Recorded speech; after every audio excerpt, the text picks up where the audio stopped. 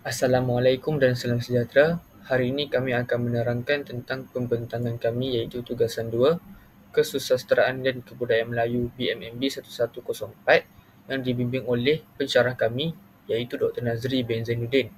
Hari ini kami akan menerangkan tentang hasil analisis kami mengenai cerpen Komsas yang bertajuk Jaket Kulit Kijang dari Istanbul. Kami juga ingin memberi setinggi-tinggi penghargaan dan ribuan terima kasih kepada pensyarah kami iaitu Dr. Nazri bin Zainuddin kerana telah banyak membantu, memberi sokongan dan membimbing kami untuk mempelajari kursus ini dengan lebih mendalam. Jasa beliau dalam mendidik kami tidak akan kami lupakan serta menjadi pedoman dan panduan sebagai seorang pendidik. Sebelum itu, saya akan memperkenalkan ahli-ahli kumpulan kami. Yang pertama, saya sendiri iaitu Nifail Iman bin Nur Hishamuddin. Yang kedua, Nur Akilah Sofia binti Rosdi. Dan yang ketiga, Nai Sini. Untuk pengenalan, Komsas iaitu singkatan daripada perkataan akronim Komponen Sastera merujuk kepada kurikulum mata pelajaran sastera dalam bahasa Melayu yang mengandungi pelbagai bentuk karya sastera seperti puisi, prosa dan drama. Komsas bertujuan untuk memperkaya pemahaman bahasa serta memperkukuh apresiasi terhadap kesusasteraan. Menurut Abdullah, Komsas memainkan peranan penting dalam membangunkan daya kritis dan kemahiran berfikir pelajar. Sebagai permulaan, sebelum mengkaji dan menganalisis Jaket Kulit Kijang dari Istanbul ini, saya akan membacakan sedikit sinopsis. Penulis iaitu seorang wanita yang memperkenalkan dirinya sebagai Mas telah melancong ke Istanbul, Turki dengan hanya berbekalkan wang sebanyak USD 400. Dia mengikuti rombongan Passage Tours and Travels. Penulis telah mencongak senarai cenderamata yang perlu dibeli untuk dibawa pulang ke tanah air sebagai oleh-oleh. Wang sebanyak itu akan digunakan secara berhemat di negara orang. Penulis akhirnya terbeli jaket kulit kijang. Sebenarnya dia langsung tidak berniat untuk membelinya. Kisah ini terjadi apabila dia berkunjung ke Grand Bazaar yang terletak tidak jauh dari hotel penginapannya.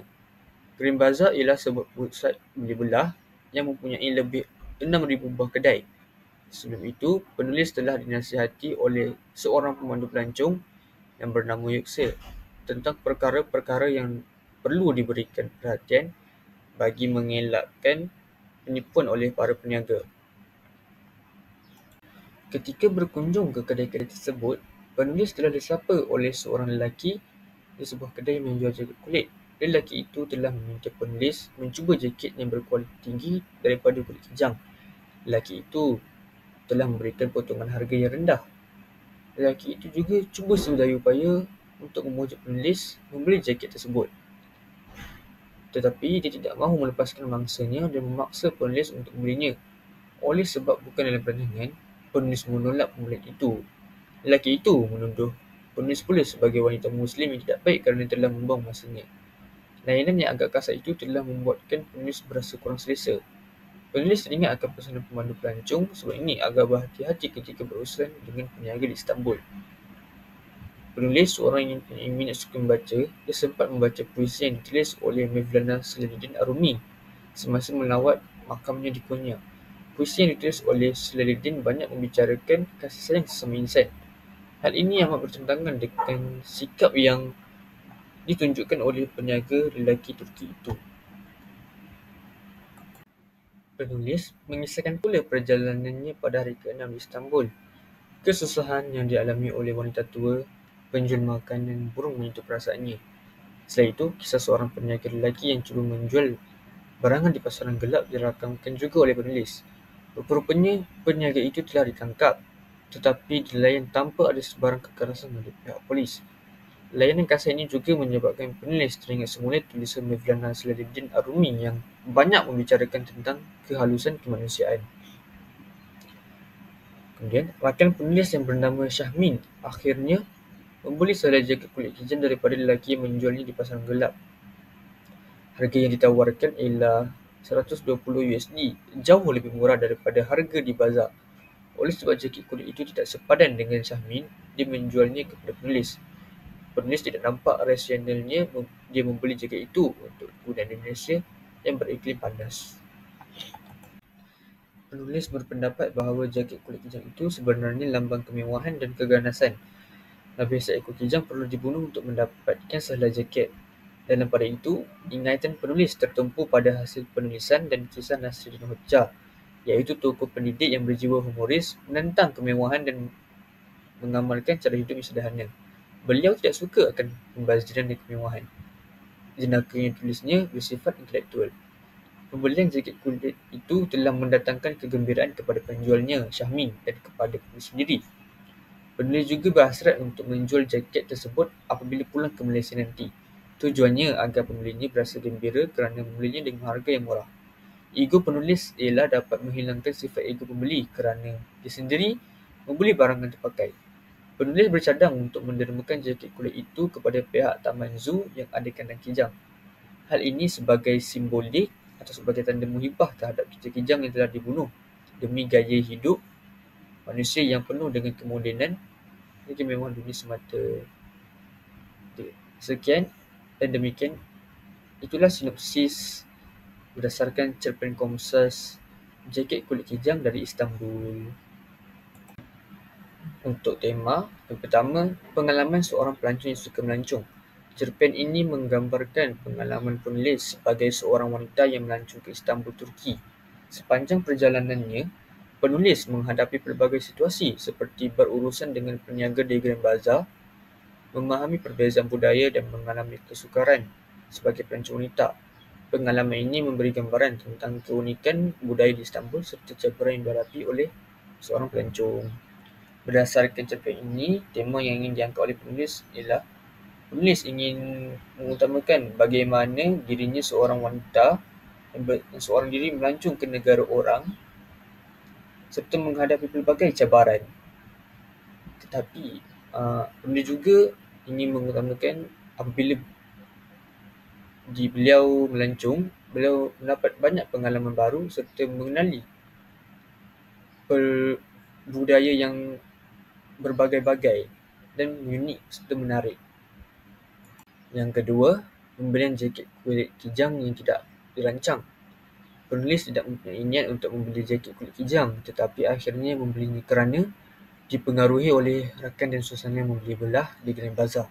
Hal ini mencerminkan bagaimana keputusan boleh dipengaruhi oleh keadaan sekeliling dan perasaan ingin menjaga hati orang lain. Penulis akhirnya menjual kembali jaket itu kerana menyedari ia tidak sesuai untuk cuaca di Malaysia.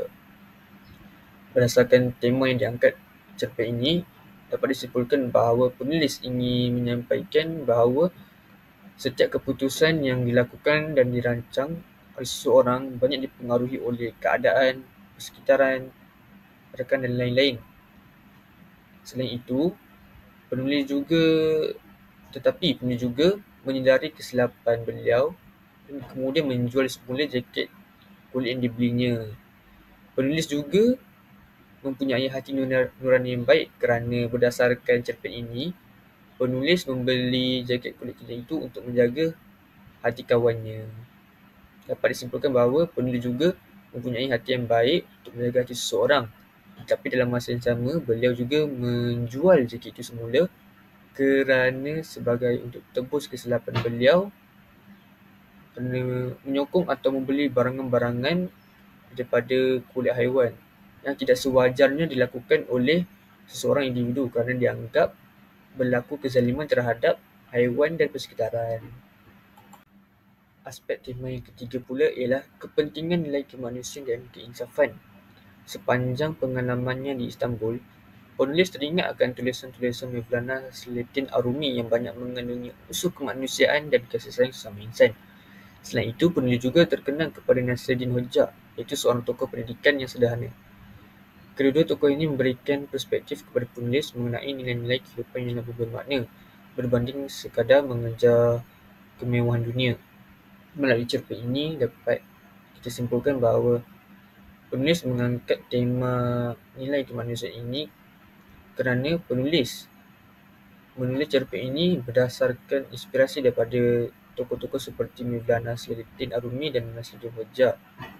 Ketika penulis cerpen ini, penulis menyampaikan nilai-nilai kemanusiaan dan positif yang baik kepada pembaca supaya menjadi lebih bermakna dan dapat dijadikan pedoman sebagai sebagai panduan dalam kehidupan, berbanding hanya mengejar perkara-perkara negatif seperti kemewahan di dunia.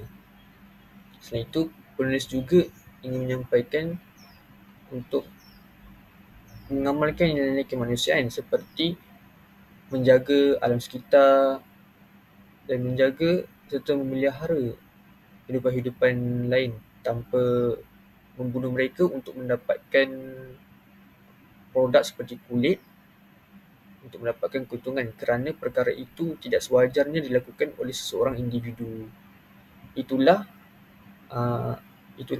perkara positif yang ingin disampaikan penulis melalui tema yang diangkat cerpen ini. Tema yang keempat, kepentingan etika dalam perniagaan. Cerpen ini juga turut menyentuh tentang sikap peniaga di Grand Bazaar yang agresif dan memaksa pelanggan untuk membeli barangan dan produk mereka. Keadaan ini menyebabkan pelancong berasa kurang selesa dan memberi gambaran negatif terhadap etika perniagaan di tempat tersebut.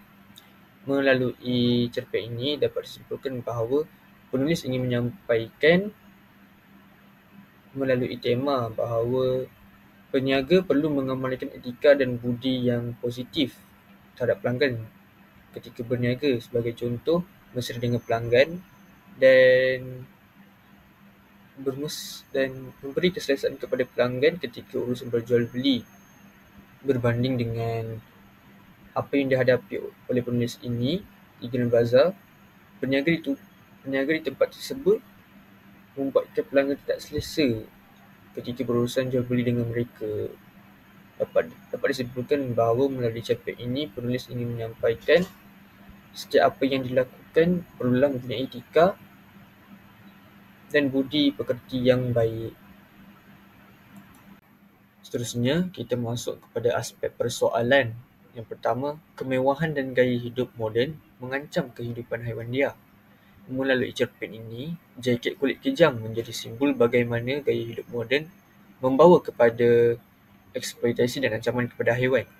Kijang yang dibunuh untuk mendapatkan kulitnya yang kemudian dijadikan jaket. Berdasarkan cerpen ini, dapat disimpulkan bahawa penulis ingin menyampaikan perkara positif melalui pengajaran seperti bagaimana manusia kadang-kadang mengutamakan kemewahan tanpa memikirkan kesan terhadap alam sekitar dan kehidupan haiwan. Melalui novel ini, penulis ingin menyampaikan pengajaran yang positif kepada pembaca. Dan yang kedua, aktiviti pelancongan memberikan pengalaman dan pengetahuan. Penulis banyak memperoleh pengalaman pahit dan manis yang disertainya. Melalui cerpen ini juga, penulis ingin menyampaikan bahawa melalui perjalanan ke Istanbul, penulis bukan sahaja berpeluang melihat keindahan tempat-tempat bersejarah, tetapi juga mendapat pengalaman yang berharga tentang budaya dan cara hidup masyarakat di sana. Kemudian, pengalaman ini memberikan perspektif baharu kepada penulis, terutama dalam memahami nilai kemanusiaan dan cabaran dalam dunia perniagaan. Dan yang ketiga, sikap peniaga yang tidak bertanggungjawab. Melalui cerpen ini, dapat digambarkan bahawa bagaimana segelintir peniaga di Grand Bazaar menggunakan pelbagai taktik untuk memaksa pelanggan memberi barangan dan produk mereka. Contohnya, peniaga memaksa seseorang atau pelancong untuk membeli barangannya. Melalui cerpen ini, dapat disimpulkan bahawa penulis ingin menyampaikan bahawa terdapat sikap agresif dalam diri peniaga yang tidak beretika. Ini menunjukkan bagaimana sesetengah atau segelintir peniaga mengutamakan keuntungan tanpa mengambil kira keselesaan pelanggan. Keadaan ini juga menyebabkan dan menjadi satu cabaran kepada pelancong, terutamanya yang tidak biasa dengan budaya perniagaan sebegini. Melalui cerpen ini dapat disimpulkan bahawa penulis ingin menyampaikan pesanan dan pengajaran untuk menjadi pedoman kepada pembaca di luar sana supaya tidak melakukan hal ataupun kesilapan yang sama yang dilakukan oleh penulis. Dan yang keempat, idea dan amanat tokoh terdahulu yang wajar dicontohi. Cerpen ini juga mengangkat pemikiran dan nilai yang dibawa oleh tokoh-tokoh terkenal seperti Mevlana Selaluddin Arumi dan Nasruddin Hujjah. Melalui karya-karya mereka yang menekankan kasih sayang dan kebijaksanaan, memberi pengajaran kepada penulis tentang kehidupan. Melalui cerpen ini, dapat kita tekankan dan memberi penekanan terhadap kepentingan membaca dan mengambil iktibar daripada penulisan tokoh-tokoh terdahulu. Berdasarkan cerpen ini, dapat kita simpulkan bahawa penulis menggunakan idea daripada tokoh-tokoh seperti Mevlana ini untuk penulisan berdasarkan pengalaman yang dilalui oleh penulis untuk menyampaikan sesuatu yang bermanfaat kepada pembaca yang mengandungi aspek kebijaksanaan, kasih sayang dan lain-lain untuk menjadi pedoman dalam kehidupan. Baik, seterusnya saya akan menerangkan binaan plot. Binaan plot dibahagikan kepada 3 bahagian iaitu permulaan, perkembangan dan juga perumitan. Yang pertama, permulaan. Penulis menyertai sekumpulan pelancong dari Malaysia melancong ke Istanbul, Turki. Penulis memeriahkan duit bekalan yang dibawanya dan perancangannya untuk membeli cenderamata bagi kaum keluarga dan sahabat handainya. Yang kedua, perkembangan. Penulis menceritakan tentang kumpulan pelancong ini berkunjung ke pusat beli belah yang dikenali sebagai Grand Bazaar. Mereka dinasihati oleh pemandu pelancong agar lebih berhati-hati kerana pemandu pelancong tidak mahu mereka terjarat oleh tipu muslihat peniaga di situ. Dan yang ketiga, perumitan.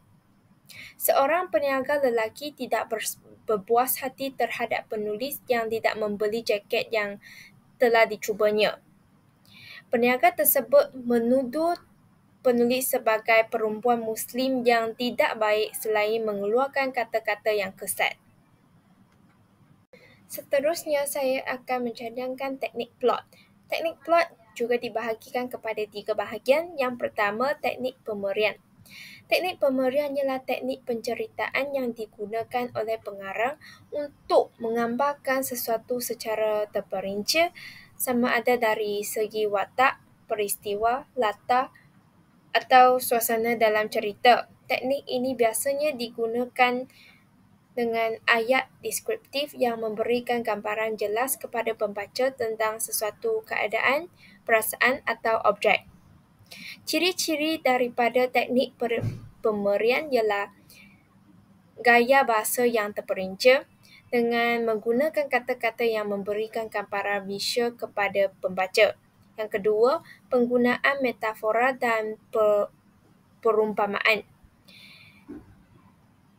Kadang-kala melibatkan unsur kiasan untuk memperindah penceritaan.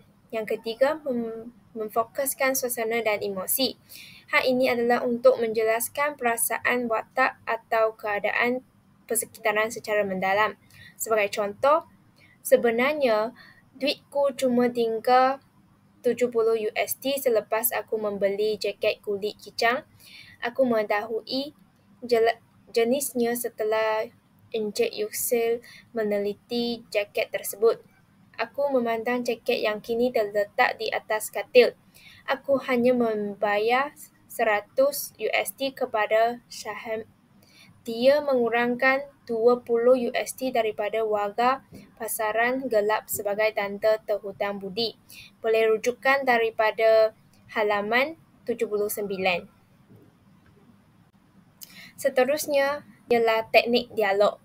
Teknik dialog ialah teknik penceritaan yang menggunakan perbualan atau watak untuk mengembangkan plot, menggambarkan perwatakan dan juga menyampaikan mesej dalam sesuatu karya.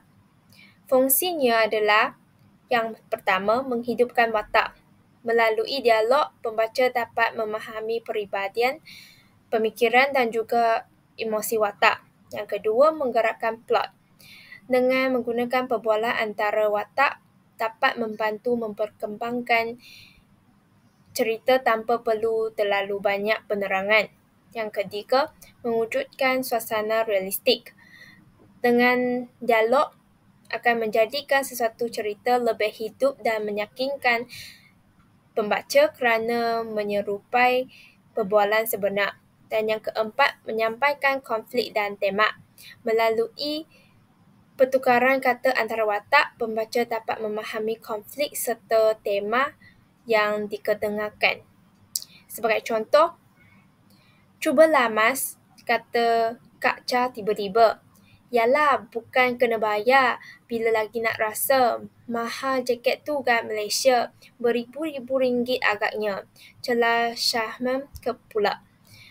Bandai juga orang Turki ni. Dia tak suruh kita bertiga cuba. Maklumlah kita tembam-tembam. Mahu rabak jaket tu. Tambah Hajar Zahilon sambil ketawa berderai-derai. Boleh rujukan daripada buku halaman 72. Baik, teknik yang terakhir ialah teknik imbas kembali. Teknik imbas kembali ialah teknik penceritaan yang membawa pembaca kembali ke masa lalu melalui kenangan atau peristiwa lampau yang dialami oleh watak. Teknik ini sering digunakan untuk memberikan latar belakang kepada sesuatu peristiwa, menjelaskan sebab-sebab sesuatu tindakan watak atau membangkitkan emosi nostalgia dalam cerita. Fungsinya ialah yang pertama, menjelaskan latar belakang watak. Dengan teknik imbas kembali akan memberikan maklumat tentang pengalaman lalu yang membentuk kepribadian watak. Yang kedua, membantu pembaca memahami konflik. Dengan teknik ini akan menunjukkan sebab-sebab yang membawa kepada situasi dalam cerita masa kini. Dan yang ketiga, membina elemen emosi dan nostalgia. Teknik ini dapat menggambarkan perasaan watak terhadap peristiwa lampau dan menjadikan cerita ini menjadi lebih mendalam. Dan yang terakhir, menghubungkan masa lalu dengan masa kini. Dengan menggunakan teknik impas kembali, ini dapat membantukan pembaca dapat melihat perkembangan watak dari dahulu hingga sekarang. Contohnya, kisah aku akhirnya terbeli jaket kulit kicang dari Istanbul ini bermula pada hari kelima lawatanku ke Turki. Aku sengaja menggunakan perkataan terbeli kerana aku benar-benar tidak ada niat untuk membelikannya. Ayat ini boleh rujuk daripada halaman 67. Seterusnya ialah pengajaran yang terhadap dalam antologi ini. Yang pertama, menambahkan pengetahuan dan juga pengalaman. Kita hendaklah menambahkan pengetahuan dan juga pengalaman dengan melancong ke luar negara. Contohnya, penulis melancong ke Istanbul, Turki untuk menambahkan pengetahuan dan juga pengalaman sendiri. Yang kedua, bijak merancang pembelanjaan. Kita hendaklah bijak merancang perbelanjaan. Contohnya, penulis merancang perbelanjaan dengan membuat senarai barang yang ingin dibeli. Yang ketiga, mematuhi etika perniagaan. Para peniaga sewajarnya mematuhi etika perniagaan dan tidak mengungut atau menggunakan kekerasan terhadap pelanggan. Contohnya, pekedai di Grand Bazaar bertindak kasar apabila penulis enggan membeli jaket di kedainya. Yang keempat, berwaspada. Kita hendaklah berwaspada terhadap muslihat para peniaga yang cuba menjerat pelanggan. Contohnya, pembantu pelancong Encik Yüksel mengingatkan rombongan pelancong agar berhati-hati apabila berhadapan dengan peniaga di Istanbul. Yang kelima, menyelamatkan hidupan liar. Kita perlulah berusaha menyelamatkan hidupan liar yang semakin mengalami kepupusan. Contohnya, penulis mendermakan wang jualan jaketnya kepada zoo yang memiliki kandang kicang. Yang keenam, perasaan simpati. Kita hendaklah sentiasa memiliki perasaan simpati terhadap golongan miskin. Contohnya, penulis berasa simpati semasa wanita tua yang menjual makanan burung di Trafalgar Square. Seterusnya, yang ketujuh ialah menghargai jasa penulis dahulu. Kita hendaklah menghargai jasa penulis-penulis dahulu yang banyak mencurahkan ilmu kepengetahuan kepada kami. Contohnya, penulis menghargai jasa penulis dahulu seperti Mevlana Khalidin Rumi dan Nasruddin Hoja. Dan yang ke-8, rasional.